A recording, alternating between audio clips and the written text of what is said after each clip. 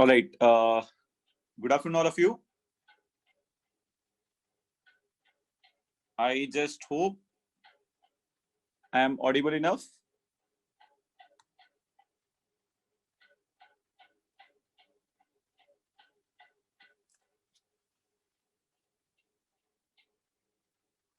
Yes. Good afternoon, Vivek. Good afternoon, Preeti. Good afternoon, Sulochana. Good afternoon, Raksha. Good afternoon, Manoj. Good afternoon, Shreyas. Good afternoon, Shamita.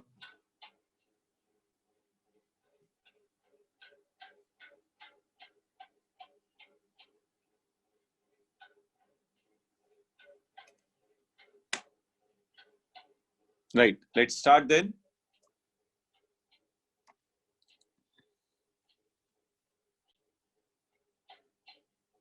So last class we were discussing about VBT, and what did I tell you about VBT was that you need to check the following things, right?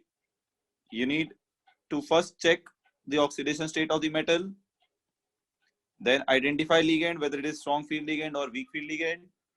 And how do you identify the ligand? If there's a strong field ligand, you have to do back pairing. If there's a weak field ligand, you don't have to do back pairing. And this is the series which we used for identifying the strong field ligand. I told you before ammonia, all will be considered as weak. After ammonia, all will be considered as strong. There are some exceptions to it. We'll discuss that. Now, how to find if there are unpaired electron, paramagnetic, no unpaired electron, diamagnetic. How do you find magnetic moment? Using number of electrons, number of unpaired electrons, N, right? The unit being Bm, Bohr magnetron. Right. Now,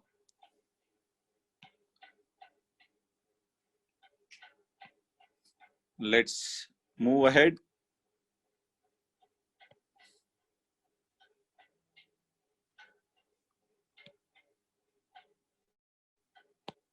So let us take some more examples of VBT before we go ahead.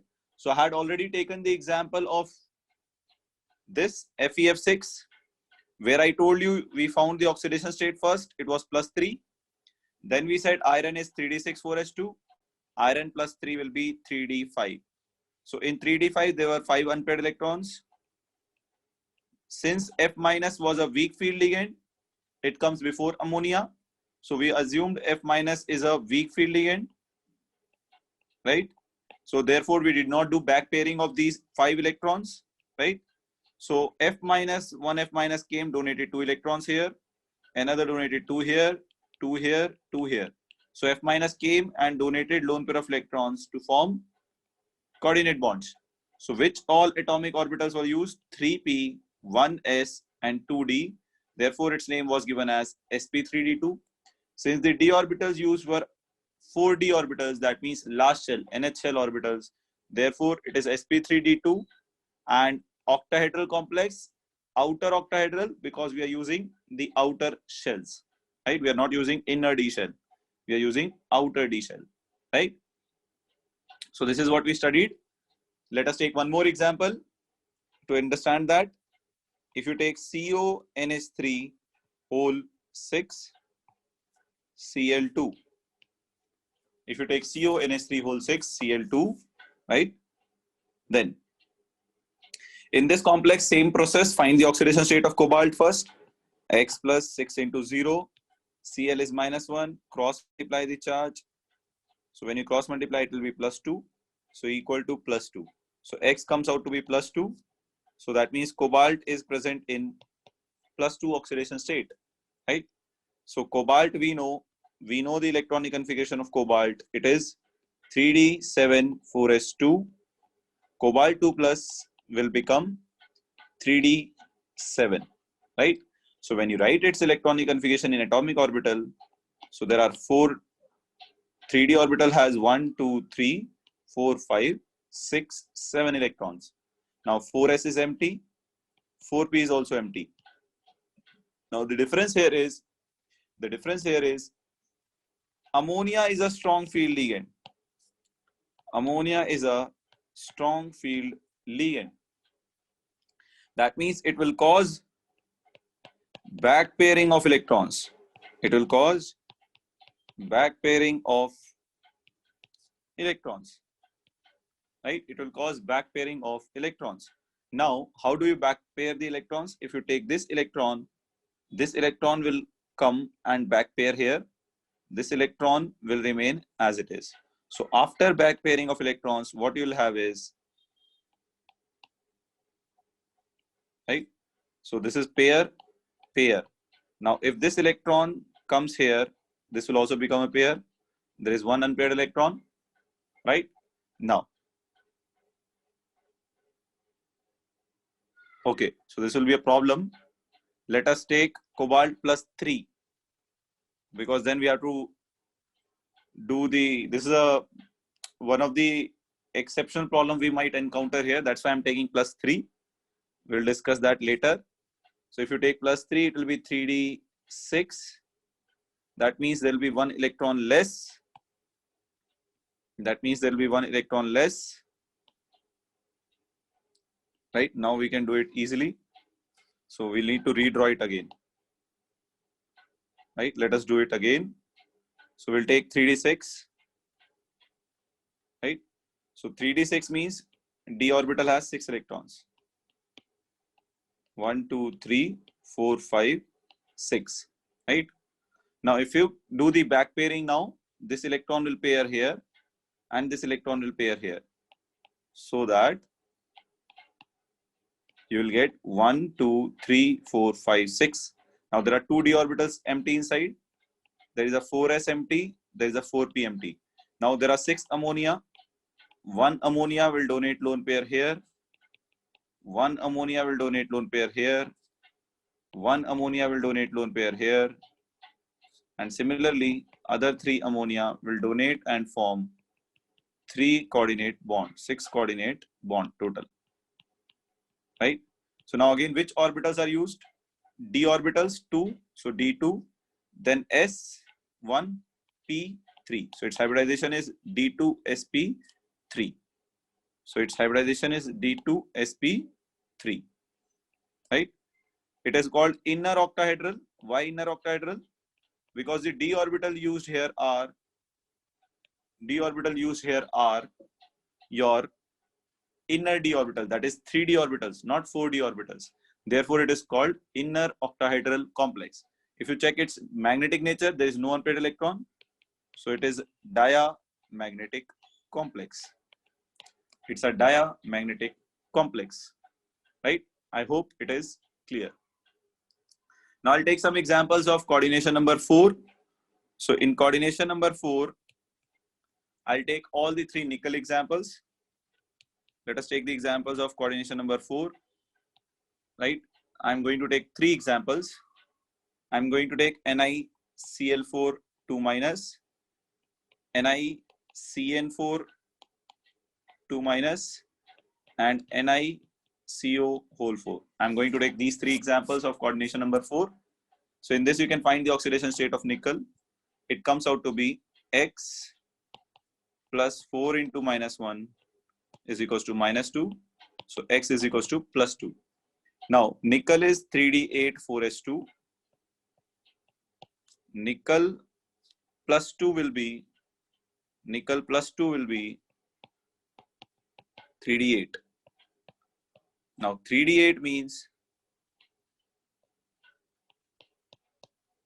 1, 2, 3, 4, 5, 6, 7, 8. This is your 3d8. Now, Cl is a weak field ligand. So, Cl minus is a weak field ligand. So, no back pairing. So, there is no back pairing. If there is no back pairing, I can say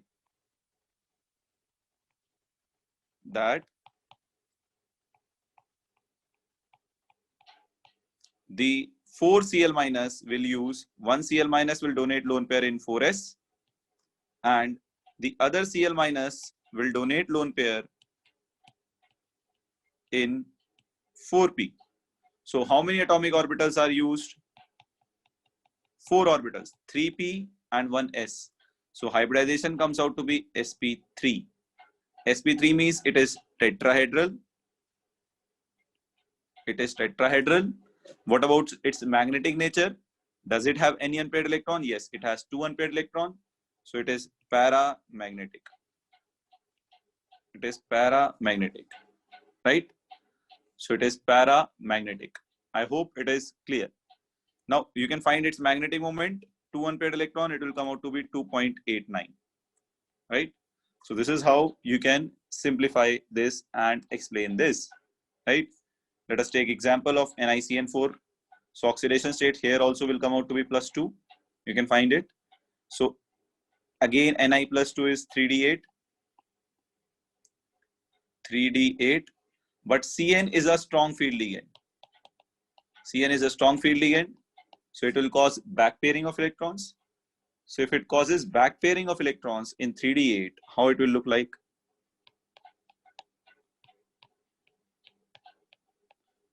Right, this is your 3d8. After back pairing, this electron will come here and you will have one empty d orbital and then 4s is there, then 4p is there, right? So how many Cn you have taken? 2 Cn. So 1 Cn will come and donate lone pair here. 1 Cn will donate lone pair here. 1 Cn will donate here. 1 Cn will donate here. So which orbitals are used?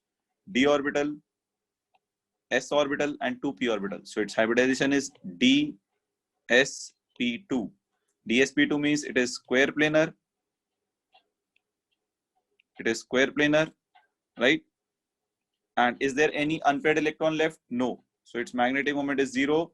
It is diamagnetic complex, right? It is diamagnetic complex, right? I hope it is clear. This question has been asked in 2018 NEET. That's why I'm discussing it in detail, right?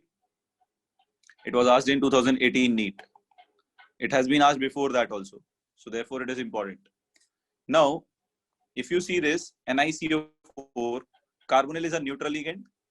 So X oxidation state will be 0. That means nickel is present as 3d8 4s2. This is important. So nickel here is 3d8 4s2. So draw 3d8. Then 4s2 is here. So CO is a strong field ligand. So it will cause back. So first of all, so what will you get? You'll get pair of electrons here, pair of electrons, pair of electrons, pair of electrons, pair of electrons. So 3D is fulfilled. 4s is empty. So one CO will come and donate lone pair in 4s. Then 4p3 is also empty. So CO will come donate lone pair, CO will come donate lone pair. So 4CO is using which orbitals to donate lone pair? 1s and 3p. So hybridization is sp3. Shape is tetrahedral. Then magnetic moment is no unpaired electron, 0. It is diamagnetic, right? It is diamagnetic. Any doubt in these 3 example, students? So NiCl4 2- and NiCO4 are tetrahedral, whereas NiCN4 2- is square planar. Yes, any doubt? Please see all these 3 examples carefully. If you have any doubt in this, please ask. If you have any doubt in this, please ask. Yes, anyone having any doubt in these 3 cases?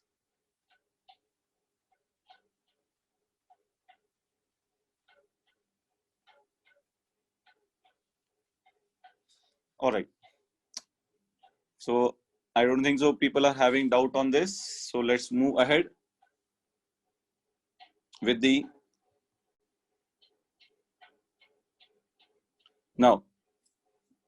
Let us take some exceptions where this will not work. You should keep those exceptions in your mind. Keep these exceptions in your mind while solving the questions. I'm writing some exceptions here. The first one is C2O4 2- ligand. It comes before ammonia, so it's a weak field ligand. And H2O. Both are weak field ligand, right? But they behave as strong field ligand. Both are weak field ligand, but they behave as strong field ligand with cobalt 3+. So with cobalt 3+, these two ligand will behave as strong field ligand, although they are weak field ligand. Keep this in your mind. These are the exceptions, very important. Second, F- is a weak field ligand, but with iron 2+ and Mn2+, it behave as strong field ligand. Right? F- is a weak field ligand, but with iron 2+ and Mn2+, it behave as strong field ligand. Right? Now, let me take another example for you. Right? Ammonia is a strong field ligand. Ammonia is a strong field ligand, right? But with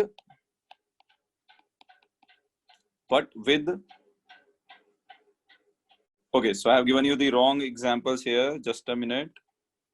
It is Ni4+. F- is a strong field ligand, but it behaves as strong field ligand with Ni+4. Right? This is one mistake I have done. Corrected. Here, ammonia is a strong field ligand, but with Fe2+ and Mn2+, it behave as, or it act as, weak field ligand. Right? Remember this also. Now, in this, one more exception is copper tetraamine 2+. It is a square planar complex. It is a square planar complex, but its hybridization is not dsp2. It is sp2d. This is according to Huggins concept. Remember this example also. Its hybridization is sp2d. Right? I hope it is clear. Now, one more thing is, which d orbital is involved in inner octahedral? So in this, dx² - y² and dz² orbitals are involved, right? When you talk about square planar, in square planar, which d orbital is used? dx² - y². Remember this, which d orbital is used. Now this is your square planar complex. Last exception is MnO4- is tetrahedral, but its hybridization is not sp3, its hybridization is sd3. Remember these few examples which I have given you here. You can go home and check and verify this and check why it is sp2d, why it is sd3. Though it should not be asked in exam, but a rare case scenario, I have told you this, right? I hope it is clear. Now I want to give you one more concept, that is effective atomic number. Effective atomic number. It is the sum of total electrons given by metal plus ligands, right? Plus or minus charge. If it is positively charged, then subtract the charge. If it is negatively charged, then add the charge. For example, if I take MnCO6 minus, right? So what is the atomic number of manganese? 25. Cobalt is a lone pair donor. It donates one lone pair. So one cobalt donates one lone pair of electrons. So how many electrons? 2 electrons. And how many cobalt are there? 6. So into 6. And minus charge means 1 electron extra. So plus 1. So this comes out to be 25 plus 11. That is 36. Right? Whenever your effective atomic number comes out to be 36, which is a noble gas configuration, right? Which is a noble gas configuration of krypton, I think, right? Noble gas configuration of krypton. Or if it comes out to be 54, which is, let's say, xenon, it complex is stable. It indicates that complex is stable. So if somebody asks you to find which is a stable complex, find its effective atomic number. Whoever has effective atomic number of noble gas, 36, 54, 18, and 82. 82, yeah, 86. So 36, 54, 86 is the number. If you get noble gas configuration number, your complex is stable. Now I have a question here. You have to use effective atomic number and answer Mn2CO whole 10 has how many bonds between two manganese atom, right? The options are 1, 2, 3, 0, right? So how many metal bond, Mn bond is present in Mn2CO10, right? How many of these bonds are present?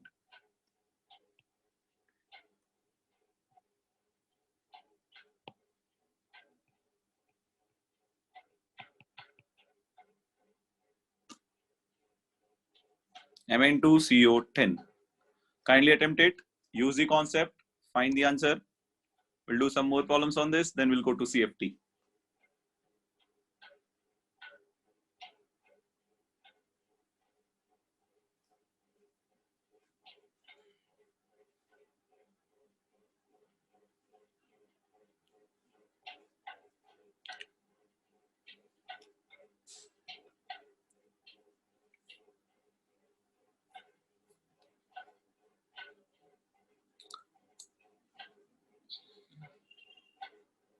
All right, so very few of you have voted.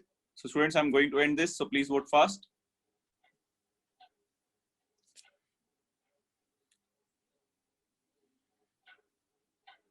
I'm going to end it on a count of 3, 2, 1, now. So many of you voted for B. Let us see. So what you can do is you can apply EAN concept. Let us see how. So if you see Mn2CO10, right? Mn2CO whole 10. We have given 10 only, right? Yes. If you see manganese atomic number is 25, right?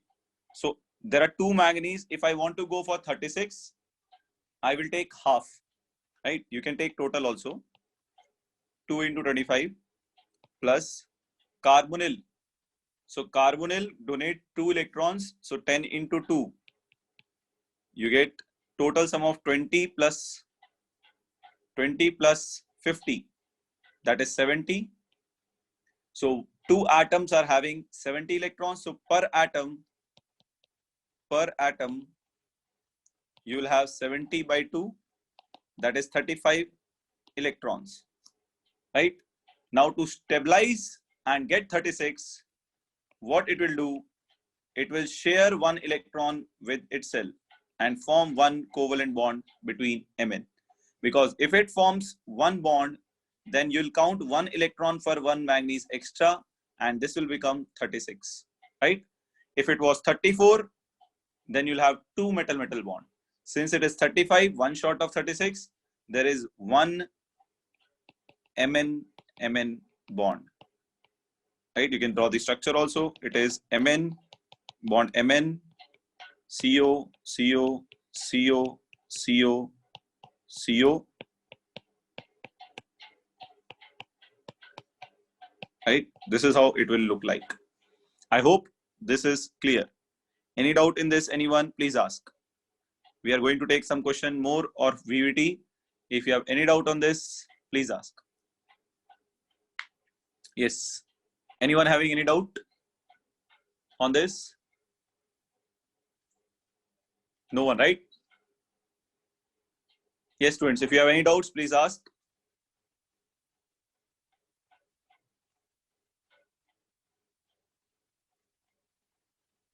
All right, so I don't see anyone asking anything. All of you have understood this? If you have understood this, please respond. Vivek, it is EAN, effective atomic number. Kiran, it is one bond because to form one bond, you need 2 electrons. So let's say if there is a one bond between, so right now, this has 35 electron, this also has 35 electron. Therefore, you have 70 total. So if it forms 2 bonds, then each manganese will have 2 extra electrons. This will become 37.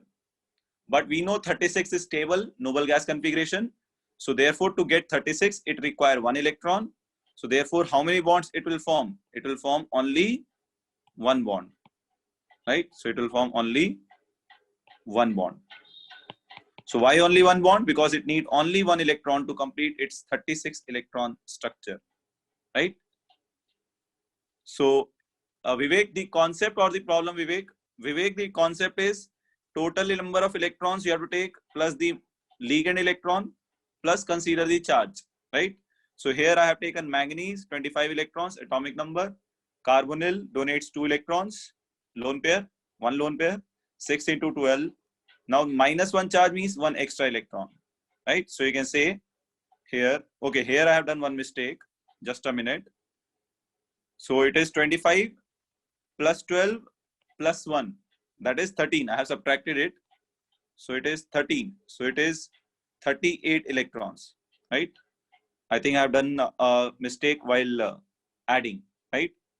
So this is what will come out to be. You can do it for others also. So it says the complex having 36, 54 electron will be more stable. Now we did this for Mn2CO10. So I calculated first for Mn, 25 into 2. 25 is the atomic number of Mn. CO is 2 electron donor. So 10 into 2, total comes out to be 70. 70 electrons in total complex. So for 1 Mn, how many electrons? 35. So how much short it is for? Yes, Vivek, carbonyl donates 1 lone pair of electrons. 1 lone pair of electrons means it is a monodentate ligand. It donates 1 lone pair of electron means it donates 2 electrons, right? So 35 means it is short of 1 electron. So therefore, it will form 1 bond with metal, its own metal, and take 1 electron from the metal to become 36, right?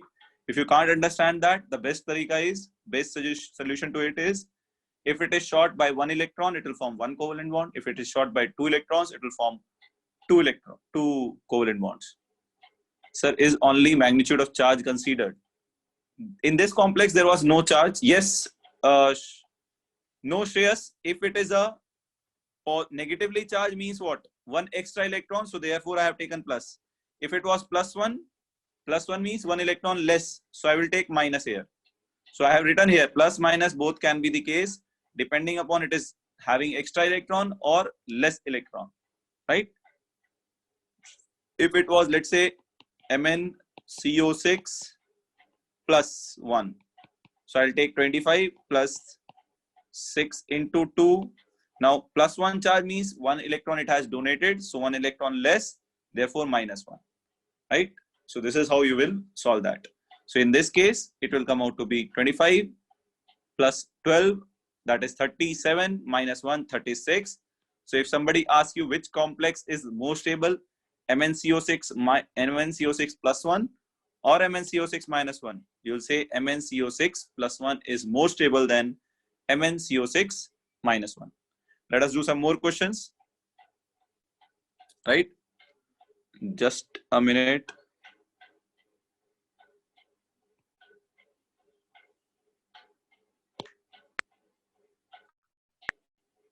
Right. So you can see this. Let me open the question for you. Yes. Try to attempt this question. Try to attempt this question. Go for it. Try to attempt this question.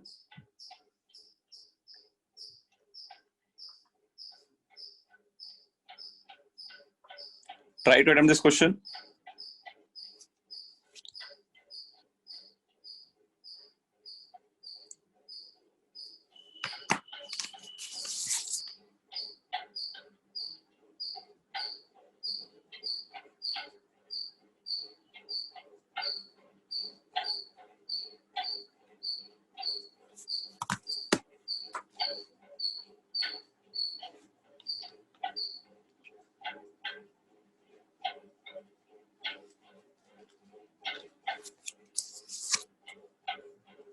All right, so we are going to end this on a count of 3, 2, 1, now.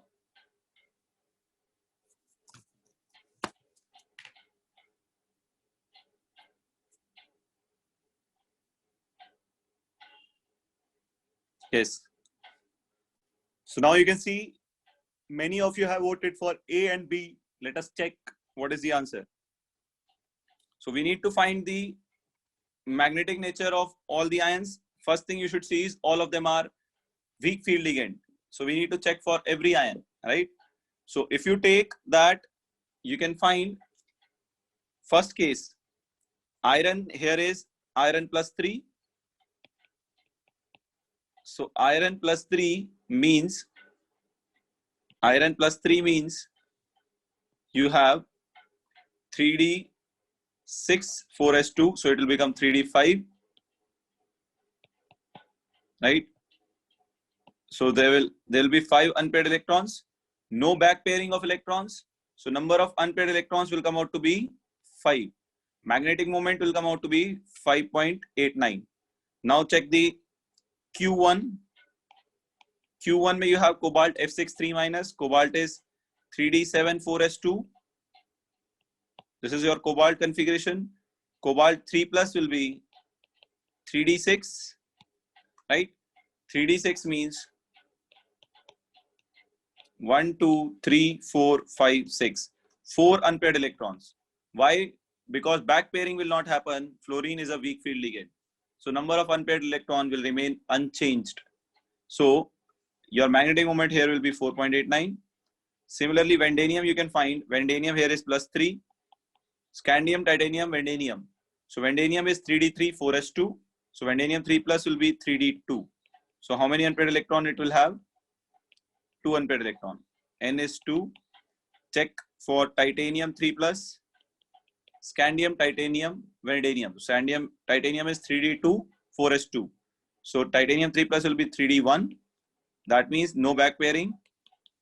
There is only one unpaired electron. So you can see the maximum is for P followed by Q followed by R followed by S. So the answer here is A. That is P, Q, R and S. Right?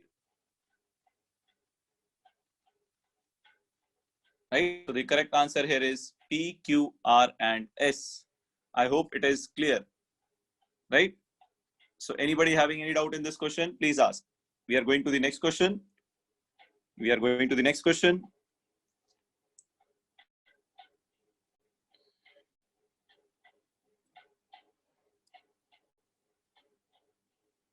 Yes.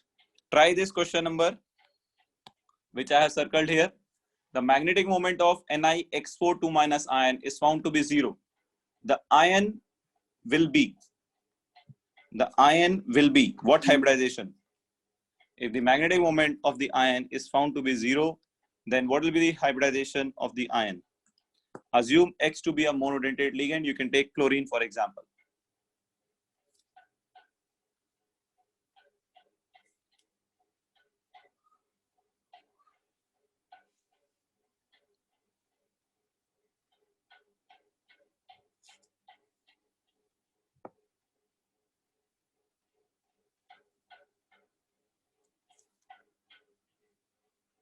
Yes, yes.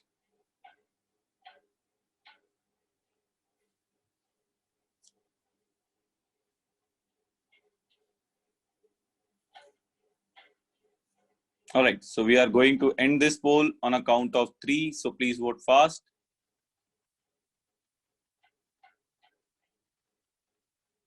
So we are ending it on a count of 3, 2, 1. Vivek, check again and answer, beta. You are answering randomly. Vivek, there is no hybridization of the type sp_d2. We have not considered that example only. There is no sp_d2 hybridization we have considered. We have only considered sp3d2, d2sp3, sp3dsp2. Only 4 examples we have considered.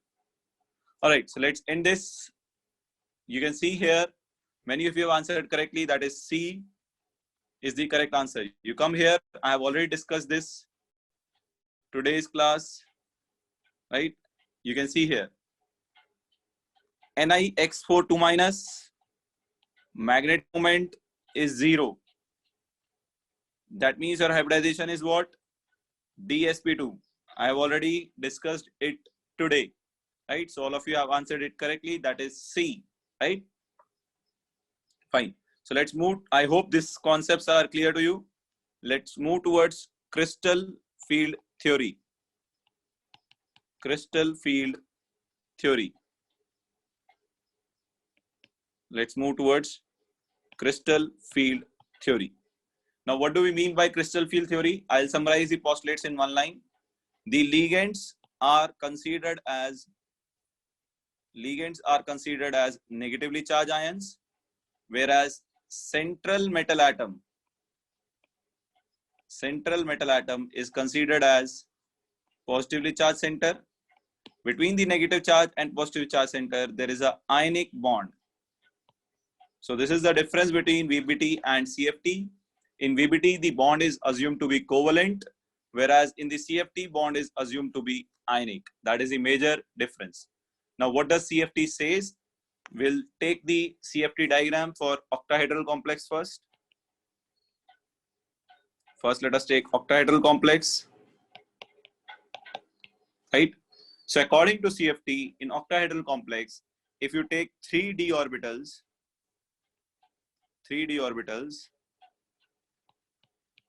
in a metal ion, right? They are degenerate. But in the presence of ligand, all the d orbital containing electron. So see here, what happens is metal d orbital containing electrons. Ligand are coming and attacking the metal atom. Ligands are also having electrons.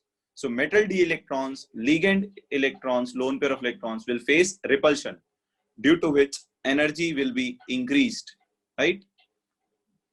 So this is in the order of energy. So what happens after that is this d orbitals will split. They will not be degenerate now. Degeneracy is lost. So they will split into two different types of orbitals, right? So among these 5d orbitals, dxy, dyz, and dzx will form these three orbital set called T2g set, and dx square minus y square and dz square will form EG set, right? That is the meaning of this, right? Now the difference between these two is known as delta O. That means crystal field splitting, right? Now if you take the center where they are separated is known as Barry center. It's known as Barry center. Now this value from the center is known as 0.6 times delta O. That means this whole is delta O. And this fraction is how much? 0.6 times delta O.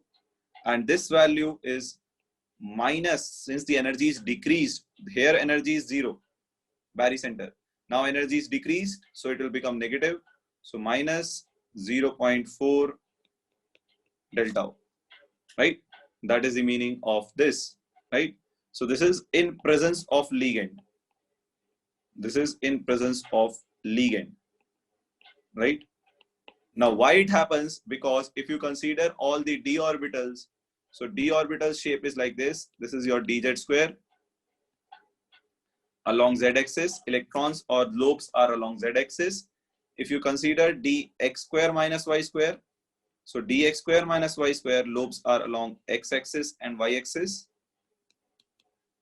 Whereas dxy have lobe in between the axis. dyz also have lobe between the axis. Whereas dzx also has lobe between the axis. Now, what does it mean?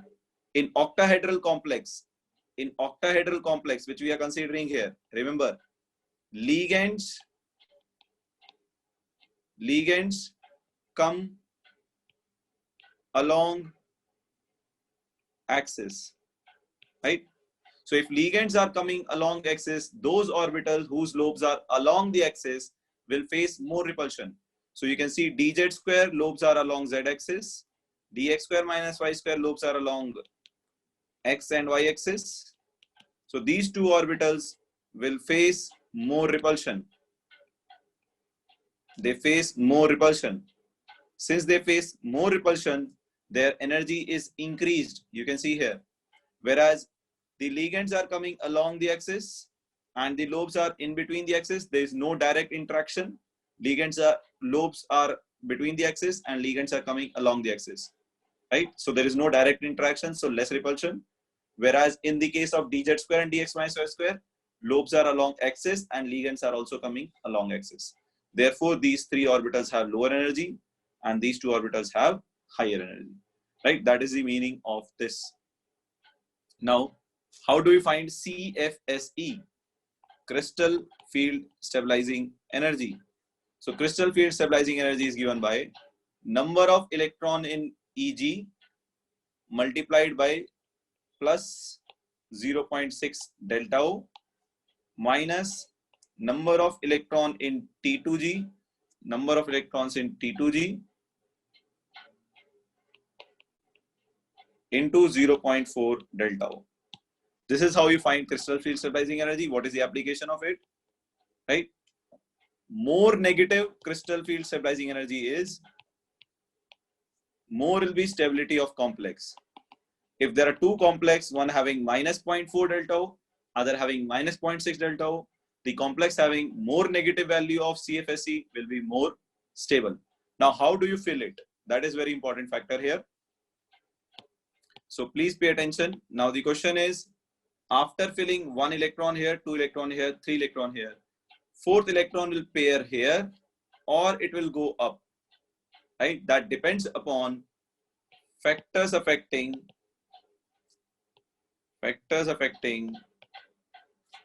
pairing of electron, right? Now what does it mean? It means that there are following factors which affect, right? So if you have a strong field ligand, so let me write first factor is nature of ligand.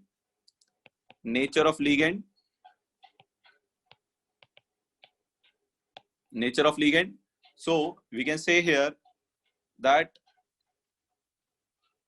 delta O value is directly proportional to strength of ligand, right? Delta O value is directly proportional to strength of ligand. That means more strong is the ligand, more will be delta O value. If the delta O value, that means this gap is very large, T2G and EG gap is very large, then 4th electron cannot go that up. So 4th electron will pair, right?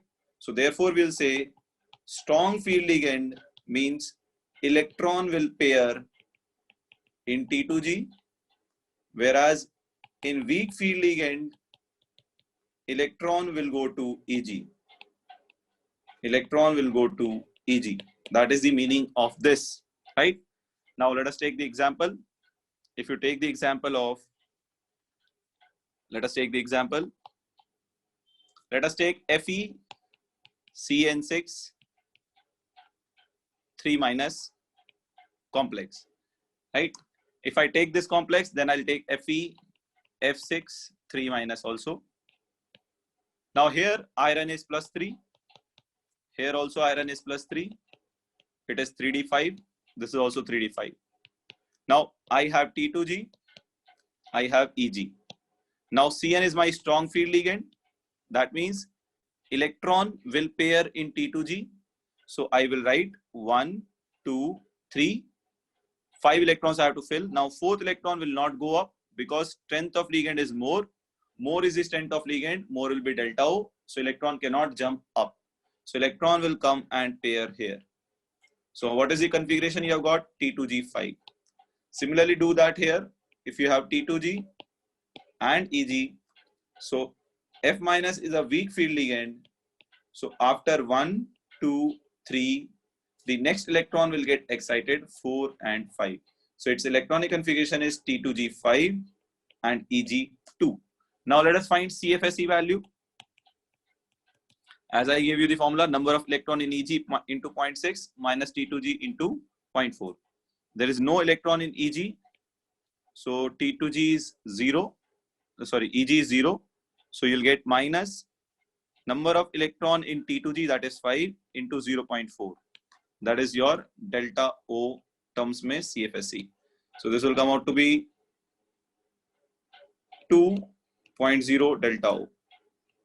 Right? Do the same thing here. CFSE will be number of electron in T2G, that is 5 into minus 0.4 delta O plus 2 into 0.6 delta O. If you simplify this, your value will come out to be minus 2.0 plus 1.2. That means minus 0.8 delta O.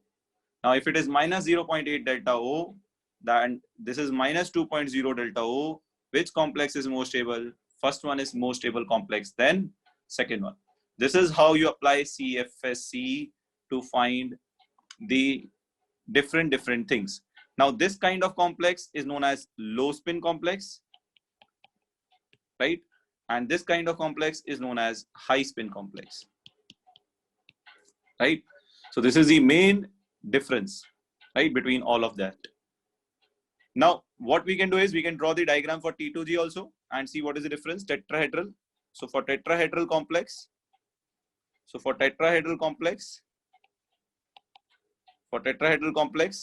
same diagram. The difference is in tetrahedral complex, ligands come in between axes. That means there they were coming along the axis. So orbitals having lobe along the axis increase energy.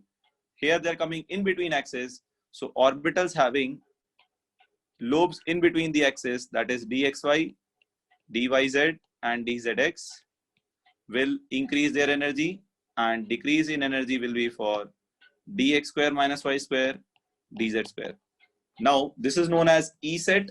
This is known as T2C set, T2 set. We do not write G here. This difference in energy between these two is delta T. This is your barycenter. This will come out to be plus 0.4 delta T, and this will be minus 0.4 delta T. CFSE will be number of electron in T2 into 0.4 plus number or minus number of electron in E into 0.4. This is 0.6. This is 0.6, right? Now this is what we need to learn, right? If you see this is your CFSE formula. Now, how do you convert delta O into delta T? Delta O is 4 by 9 times delta T. So you can observe delta O is much larger than delta T. In fact, delta of square planar is maximum, followed by octahedral, followed by tetrahedral. Now, since delta T is very small, this gap is very small. Energy gap between T2 E is very small. Then 1, 2, 3. The next electron will jump up. So therefore, tetrahedral always give high spin complex. Always tetrahedral complexes are high spin complex because delta T is very small. Delta T is very small, right? Now, barycenter is the center from where you measure the energy of T2 and E set, right? So any doubt in this, CFSE students? If you have any doubts, please ask. I'm going to take questions on this.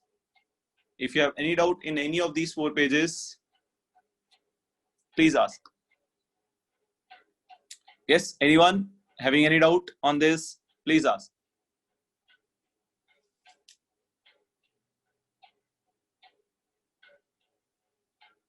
Yes, anyone? I don't see anyone asking anything here. So let me go to some questions now. Then,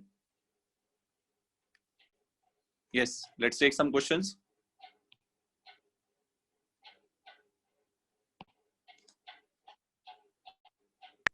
Yes.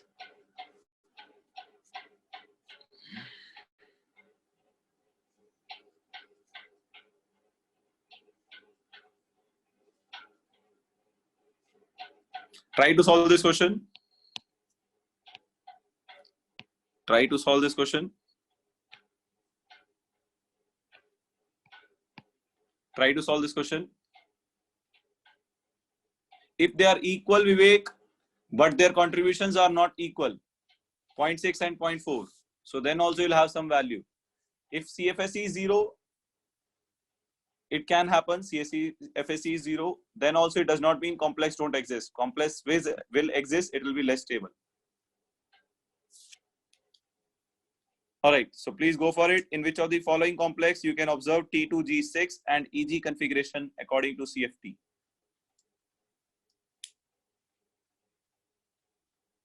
If N2 and NE is equal, Vivek, their contributions are not same, 0.4, 0.6. So value will not come out to be same. For example, 3 into 0.6 and 3 into 0.4 is not same, right? So nothing will happen there. You'll have some CFSE. All right, so please do it fast.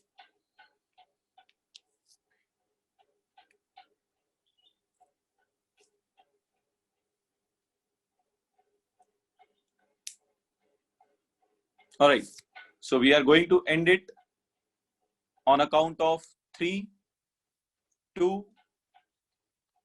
So please vote fast. 1. We are ending it now. So I've seen only 20% of you have voted.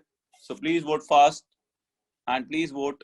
This is not a tough question, so you don't need much time for it, right?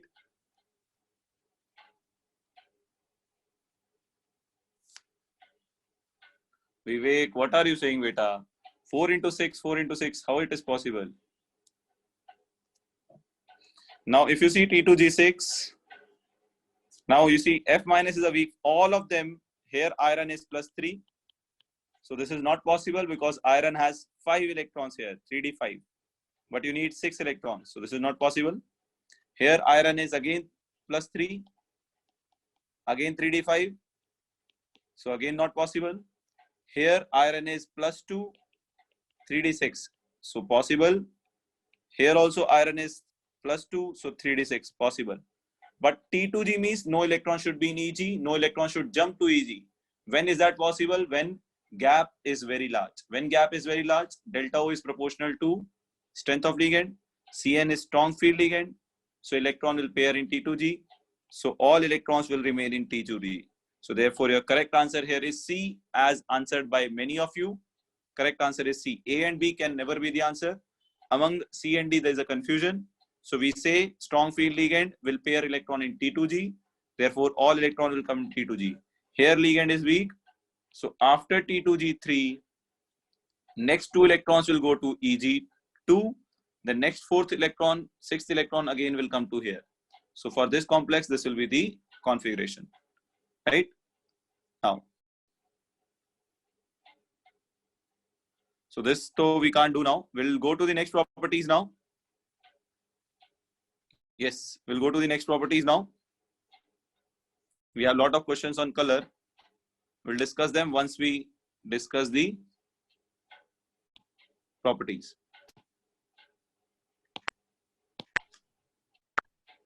So now let's discuss magnetic properties and color. Let's discuss magnetic properties and color. Magnetic properties and color. So all of you have seen this formula that mu is given by under root n into n plus 2, where n is number of unpaired electron. One electron has a spin of s by 2, right? Or you can say one electron has a spin of 1 by 2. N electron will have a spin of what? N by 2. So total spin n, if you substitute your n by 2s, you'll get your formula as 4s into 4s plus 2. You substitute your n as 2s.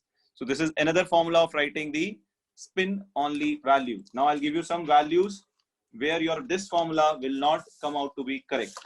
Let me give you that values where this formula will give you the wrong answer. Right. Just a minute.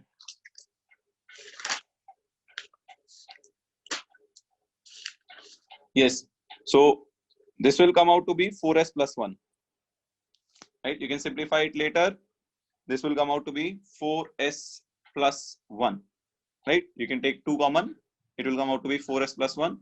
Now, this is called spin-only magnetic moment. It was observed that for some cases, mu effective was not equal to mu spin only. Right? For example, mu spin only for D7 configuration was 3.87, whereas mu effective experimental value came out to be 4.4 to 5.2. That means your experimental value of magnetic moment is not same as mu spin only formula which you use here. Therefore, this formula is not completely correct, right? Therefore, we use mu effective formula. What is mu effective formula? It is under root of L into L plus 1 plus 4s into s plus 1. This L1 comes from orbital motion. This comes from orbital motion, right? So when electrons is revolving in an orbital, then also they contribute to magnetic moment. So, but this formula numerical will not come in your exam. Just know this formula that it is not just spin only, right? It is also orbital moment which contributes towards mu effective. Therefore, your mu effective will come out to be more than spin only, right? That is the reason based question can be asked. Numerical will never be asked, right? So remember this thing in magnetic properties. Let's move towards the next property, that is color, right? So transition metal shows transition metal compounds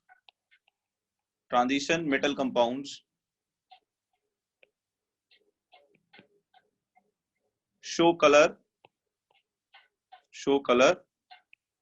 Why do they show color? Due to DD transition.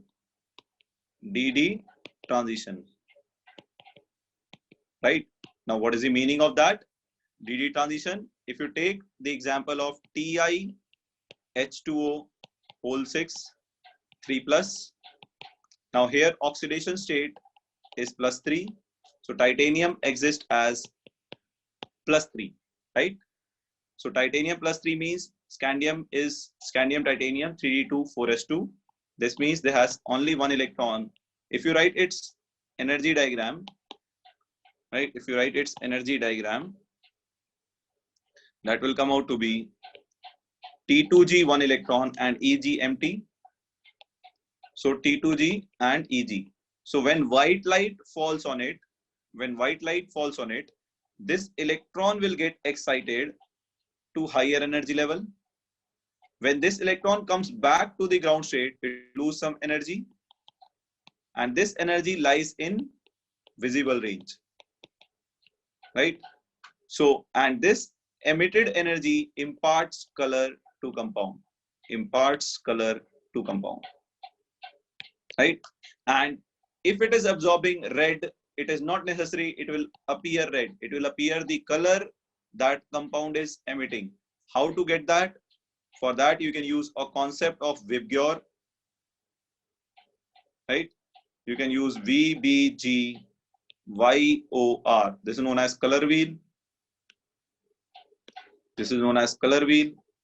It helps you to identify the complementary colors. For example, if some compound is absorbing blue, it will appear orange.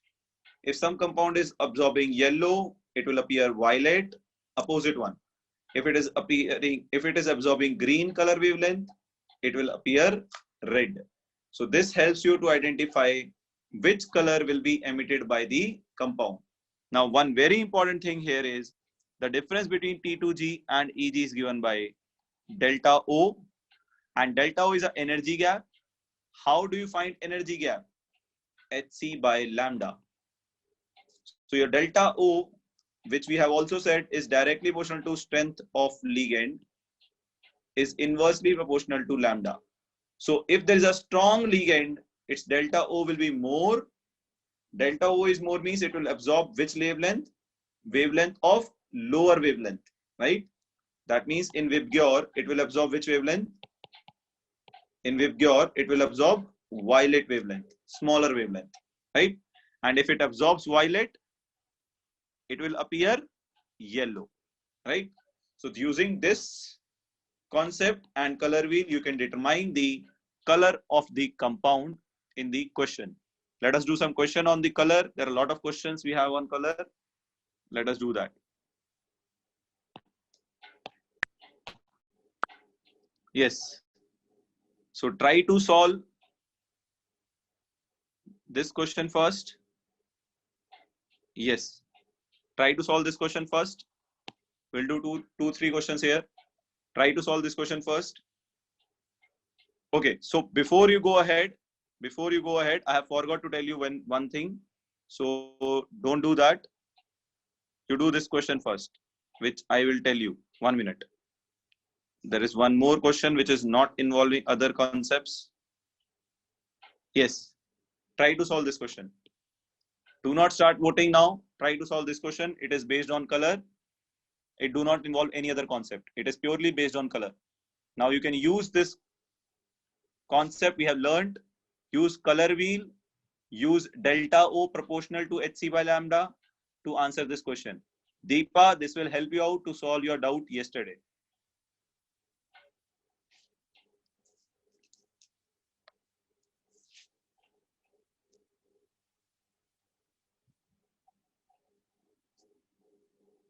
All right. So start voting. I've seen only one vote till now. So use concept carefully. This is one very important question for NEET, especially NEET. It is very important because this does not require any calculation. NEET may you get more questions without calculation.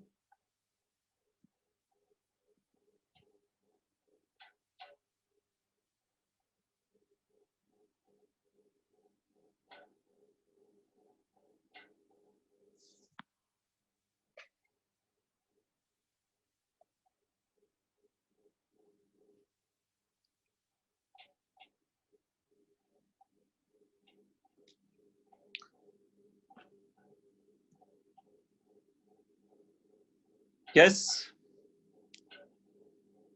Noted.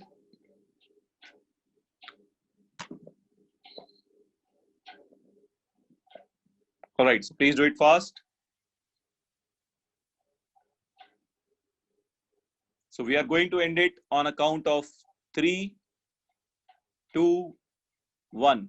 So please vote fast. Right. So this involves, as I told you, this involves two concepts. Let me take it further.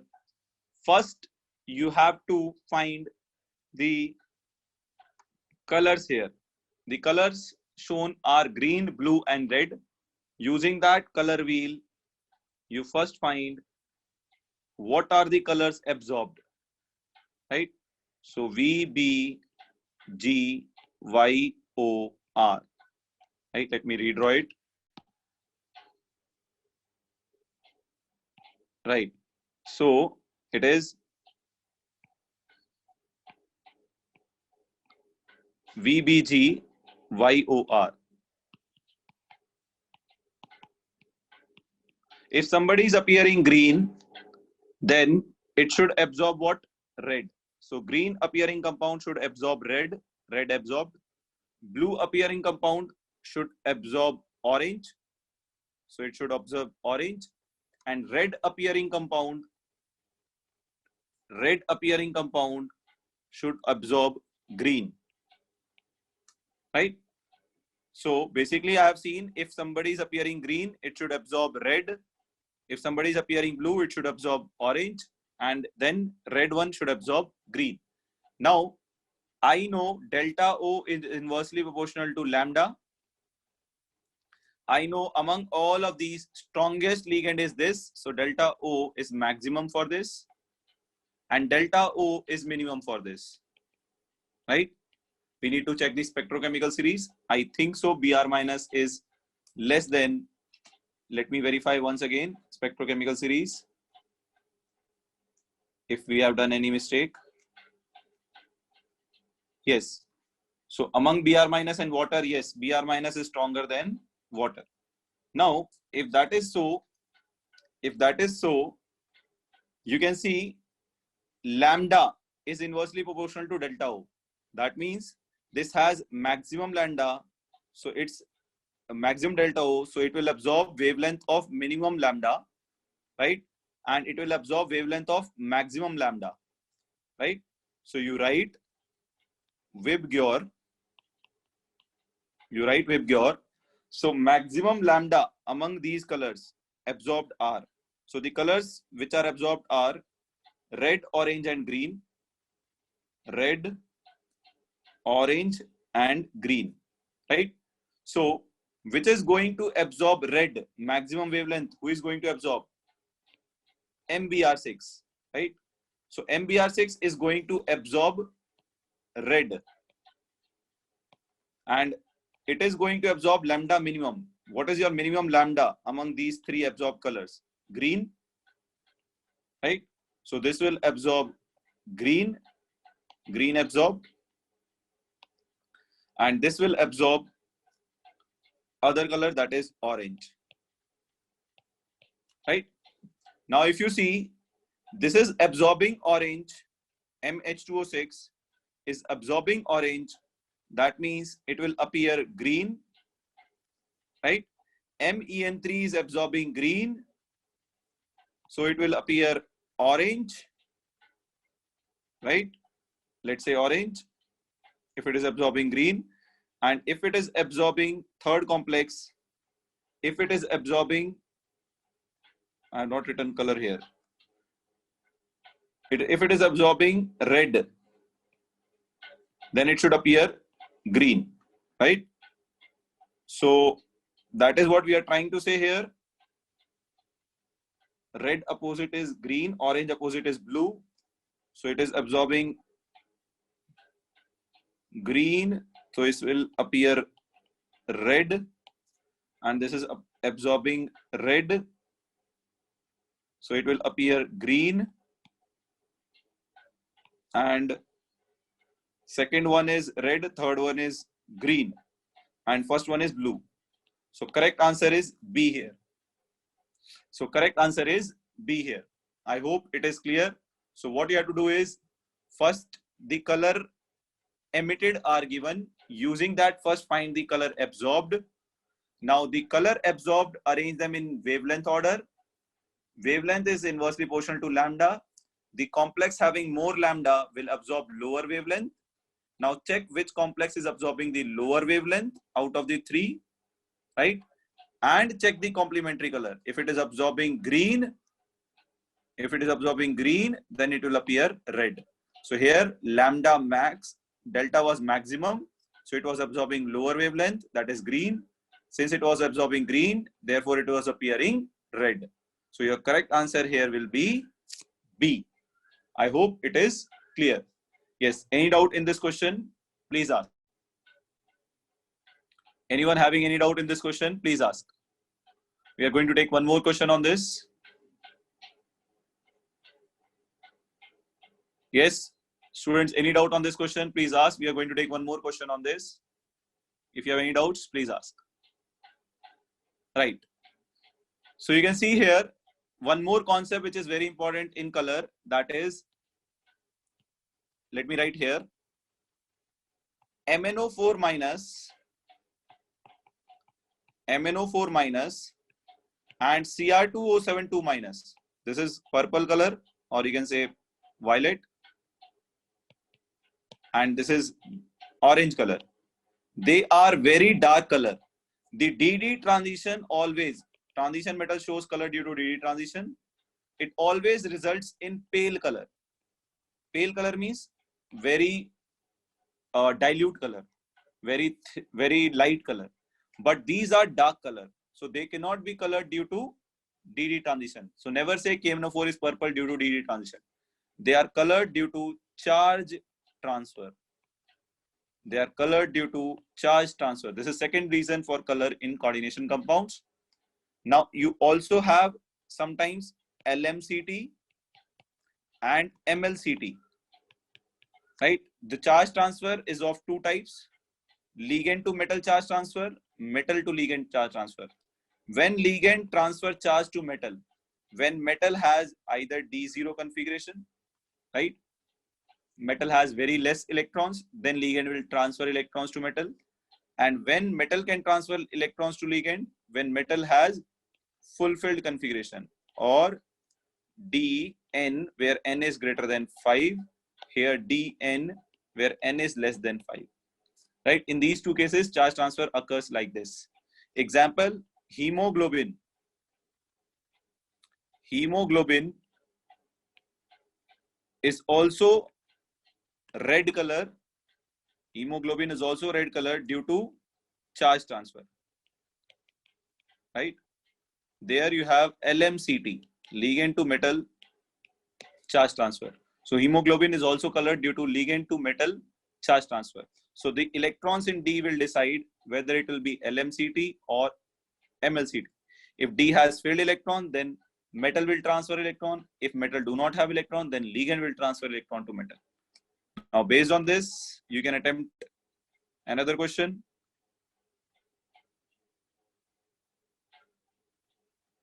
Yes. See this carefully. Which of the following ion the color is not due to DD transition? Which of the following color ion the color is not due to DD transition? Which of the following ion the color is not due to DD transition? This is an important one.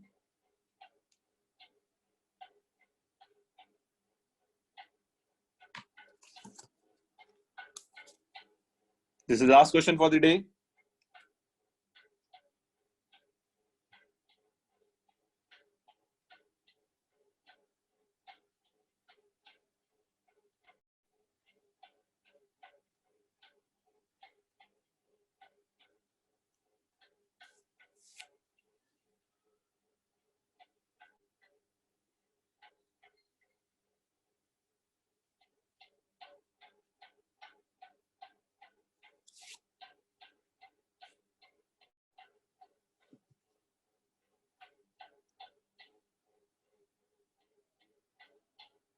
All right, so we'll end it on a count of 3, 2, 1. Now, so many of you have answered correct and many of you have answered wrong also. See, all these are coordination complexes. All these are coordination complexes, so they will show DD transition. In this case, you can find the oxidation state of chromium. So chromium will come out to be +6. Chromium is 3D5 4S1. So chromium +6 will be 3D0. I told you whenever there is a 3D0, you will have which type of charge transfer? LMCT. So ligand to metal charge transfer is responsible for the lemonish color of CrO4 2-, that is chromate ion, right? So I hope this is clear. So color based questions are important for NEET. Please do not miss them. All right, that's all for today. Thank you for joining in. If you have any doubts, you can ask. Otherwise, we are done here.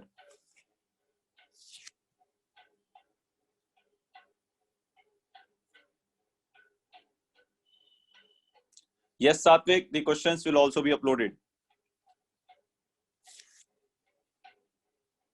Yes, thank you, Sulochana. Thank you, Pooja. Where n is 5, in that case, we can't decide, Bharat. In that case, it is very difficult to decide. Thank you, Vivek. Vivek, please watch the recorded videos again.